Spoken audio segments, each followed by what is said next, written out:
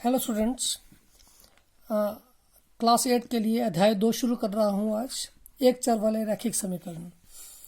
जैसा कि यहाँ पर मैंने लिखा हुआ है, मैंने लिख पहले लिया है ताकि वीडियो छोटा बने, क्योंकि नहीं तो मेगाबाइट्स बहुत बढ़ जाते हैं।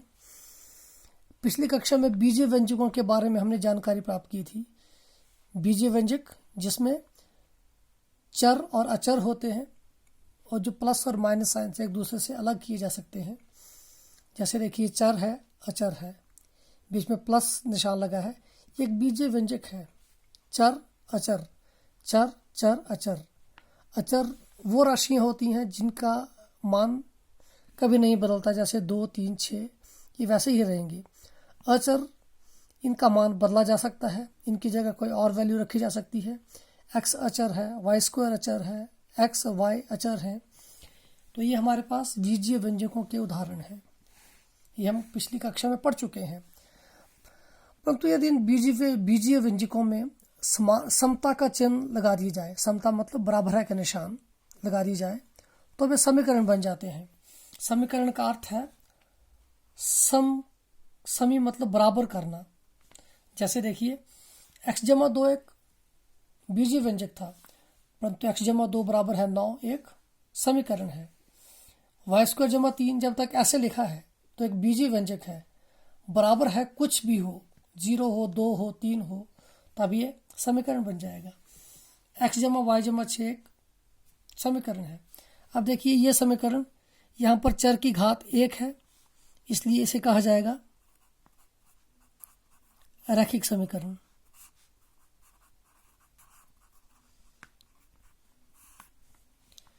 यहाँ पर चर की घात 2 है, इसे कहा जाएगा द्विघाती समीकरण। और यहाँ पर भी चर की घात 1 1, इसलिए यह भी रैखिक समीकरण। परंतु हम यहाँ पर वो रैखिक समीकरण पढ़ने जा रहे हैं जिसमें केवल एक ही चर हो। देखिए, यहाँ पर 2 चर हैं, ये अभी हम नहीं पढ़ेंगे, इसके बारे में हम कक्षा 10 में पढ़ेंगे। इसके बारे में हम कक्षा 9 में पढ़ेंगे, 9 में भी 10 में भी। परंतु इस तरह के समीकरण जहाँ पर घात 1 हो अर्थात रैखिक समीकरण हो और एक ही चर हो, ये हम कक्षा 8 में पढ़ने जा रहे हैं। तो एक चर वाले रैखिक समीकरण मैंने ब्रैकेट में लिखा है, रैखिक का अर्थ है घात 1 हो। इसका कुछ उदाहरण मैंने यहाँ पर लिखे हैं।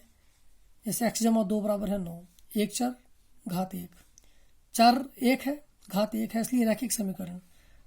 घात 1 है, कुछ नहीं है, मतलब एक घात है, घात 1 है, रैखिक समीकरण, और एक चर है, यह भी रैखिक समीकरण।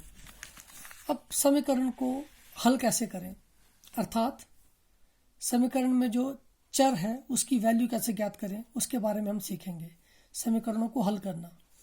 जैसे मैं इसी उदाहरण की बात करूं, x जमा 2 बराबर है 9, तो यहाँ पर x की जगह क्या हो ताकि ये समीकरण सही हो जाए।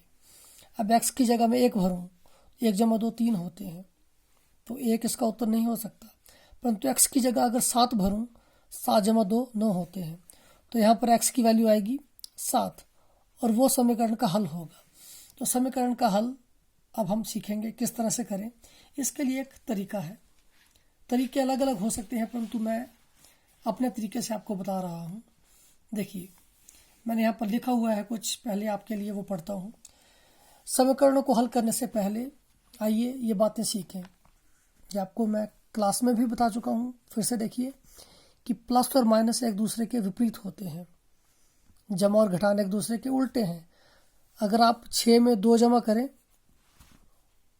और 2 ही घटा दें तो 6 और 2 8, 8 माइनस 2 6, फिर उत्तर 6 ही आएगा। अर्थात जमा और घटाना एक दूसरे के विपरीत है। उसी तरह से गुणा और भाग एक दूसरे के विपरीत है। जब हम किसी समीकरण को हल करते हैं, हल मतलब हम x और y की वैल्यू निकालेंगे, तो ये ध्यान रखते हैं कि चर अर्थात x y आदि एक तरफ अकेला रहे और अंश में रहे। इसके बारे में जब प्रश्न आएगा तब बताऊंगा। और बाकी अचर समता के निशान के दूसरी ओर, समता का निशान मतलब बराबर है चिन्ह के दूसरी ओर चले जाएं। जब हम अचरों को समता के निशान के दूसरी ओर ले जाते हैं तो प्लस होने वाला अचर दूसरी ओर जाके माइनस, माइनस वाला प्लस, गुणा वाला भाग और भाग वाला गुणा हो जाता है। अर्थात अचर के साथ उल्टा ऑपरेशन होता है, उल्टी क्रिया होती है। आइए एक उदाहरण देखें। देखिए यहाँ पर मैं प्रश्न है, इन समीकरणों को हल कीजिए। प्रश्न है x जमा 2 बराबर है 9। यहाँ पर मैंने आपको पहले बताया कि x की जगह 7 होना चाहिए, परंतु मेरे तरीके से देखिए उत्तर कैसे निकालेंगे। हम x को अकेला करेंगे।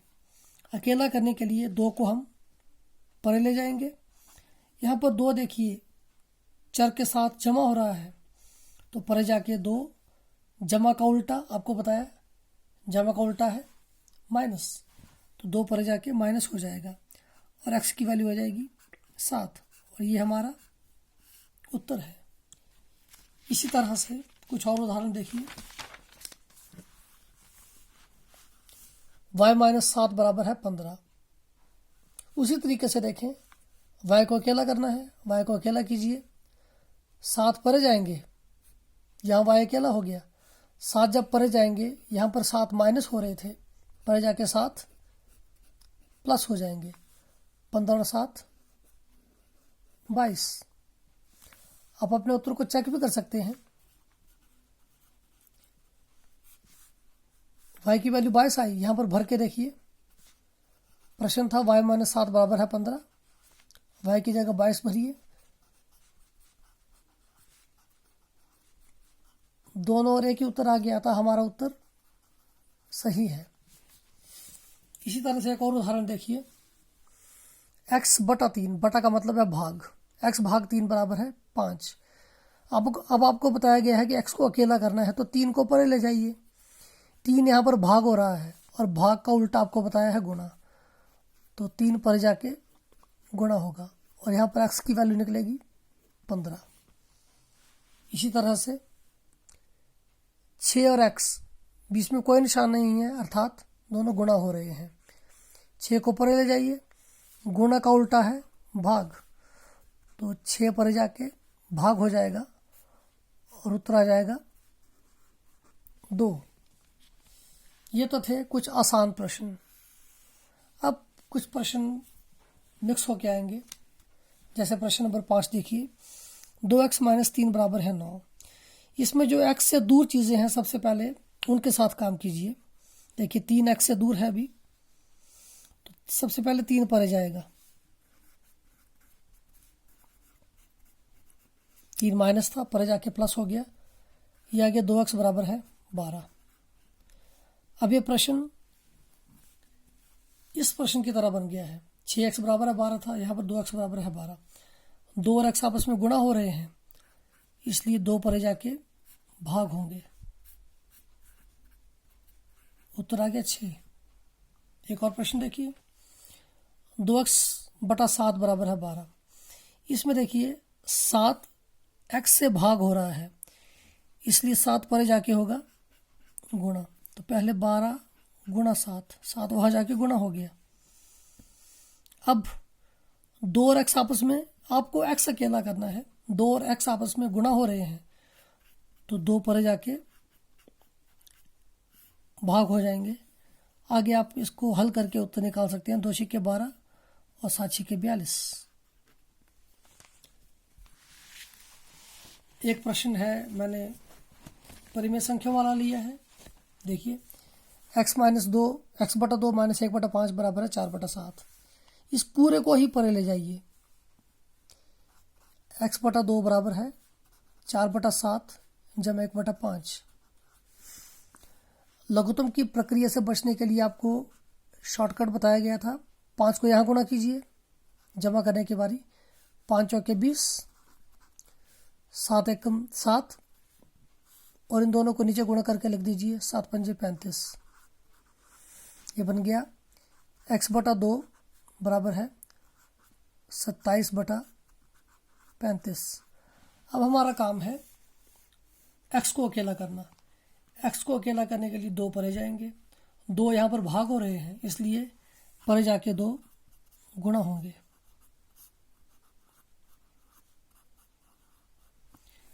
अब देखिए अगर ये कटते हैं, 27 3 के बारे में आता है, 35 नहीं आता, तो इसका कोई कटने का प्रक्रिया नहीं है।